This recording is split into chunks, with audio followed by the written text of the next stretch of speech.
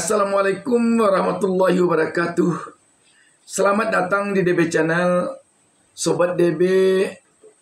Pada pertemuan kita kali ini, saya ingin berbincang dengan Sobat DB tentang bisnis apa yang mungkin bisa mendatangkan cuan bagi kita pada tahun 2025 nanti.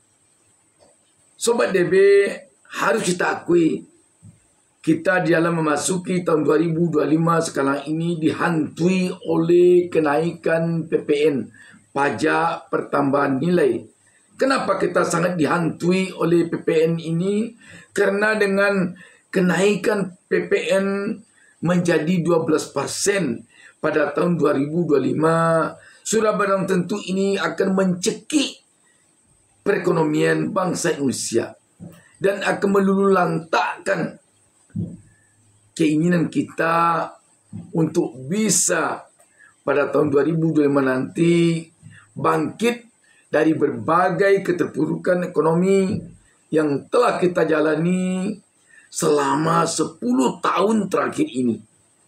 Selama kepemimpinan Indonesia di bawah Presiden Joko Widodo. Sahabat BN, namun kita tentu tidak boleh mengenal menyerah. Kita tidak boleh mengenal putus asa. Kita harus optimis.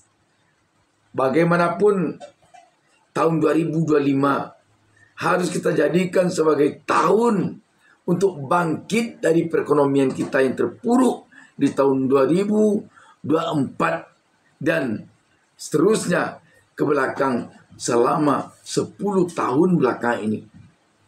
Bisnis apa yang kita perkirakan akan mendatangkan cuan pada kita di tahun 2025?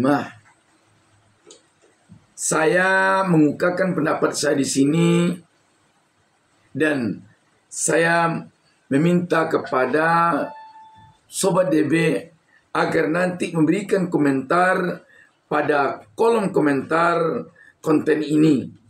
Mungkin saja pendapat Sobat DB berbeda dengan saya dan semua pendapat itu alangkah baiknya kalau nanti terkumpul dalam kolom komentar ini sehingga dapat kita jadikan bahan pemikiran, bahan analisa untuk kita memutuskan bisnis apa yang akan kita jalankan di tahun 2025 nanti. Saya melihat sahabat DB pada tahun 2025 nanti bisnis tentang kuliner masih tetap akan memberikan harapan untuk mendatangkan keuntungan bagi pemainnya. Sebab bagaimanapun bisnis kuliner ini tetap menjadi tujuan bagi konsumen, terutama konsumen dari kalangan anak muda. Misalnya, bisnis minuman di kafe atau restoran.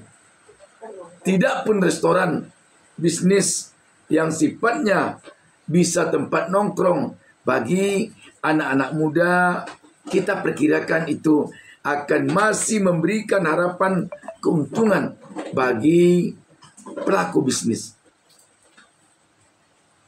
Memang kita mendengar dengan akan dinaikkannya PPN menjadi 12%, kemungkinan besar ada penghematan untuk mengurangi nongkrong di warung kopi. Tetapi kita yakin yang namanya anak muda tidak akan melakukan pengetatan seketat-ketatnya. Bagaimanapun hanya yang bisa agaknya mereka lakukan mengurangi. Kalau selama ini mungkin tiap sore atau tiap malam anak-anak muda nongkrong di warung kopi, di restoran-restoran, sekarang mungkin dikurangi. Mungkin tidak setiap malam, mungkin 2 kali, 3 kali seminggu. Tetapi yang jelas mereka akan tetap pergi nongkrong ke warung kopi, ke restoran-restoran yang ada di kota mereka. Selanjutnya Sobat DB, bisnis yang kemungkinan besar juga akan masih bisa berkembang di tahun 2025 ini, bisnis yang berkaitan dengan kebutuhan sehari-hari atau bisnis sembako seperti beras, gula, minyak goreng, dan sejenisnya.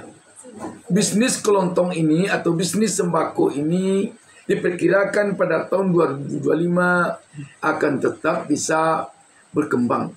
Karena bagaimanapun sulitnya hidup, namun kita tetap membutuhkan kebutuhan pokok sehari-hari. Kita butuh beras, kita butuh minyak goreng, kita butuh cabai, kita butuh garam, kita butuh gula, dan sejenisnya. Selanjutnya, walaupun mungkin bayangan kita sekarang ini perekonomian di tahun 2025 akan diwarnai oleh banyaknya pengangguran, karena banyaknya PHK, karena banyaknya perusahaan-perusahaan yang tutup. Tetapi bisnis properti atau bisnis perumahan masih memberikan harapan, terutama perumahan yang harganya murah, seperti bisnis perumahan bersubsidi. Sobat DB, dengan apa yang saya kemukakan ini, berarti kita tidak boleh putus asa, kita tidak boleh patah arang memasuki tahun 2025 gara-gara pemerintah menaikkan PPN. Kita harus optimis, kita harus berjuang. Sebab siapa orang yang mampu memenangkan persaingan, mendapatkan keberhasilan di saat-saat sulit, itulah yang juara sejati. Karena itu kita harus memenangkan persaingan perekonomian di tahun 2025 agar kita benar-benar menjadi pejuang atau pebisnis sejati. Dan saya tetap berharap kepada Sobat DB, bagi yang belum memberikan subscribe dan membunyikan lonceng, silakan memberikan subscribe dan membunyikan lonceng agar DB Channel tetap bisa menemui Sobat DB.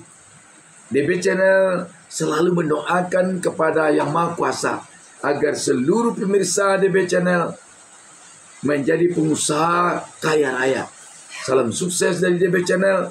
Wassalamualaikum warahmatullahi wabarakatuh.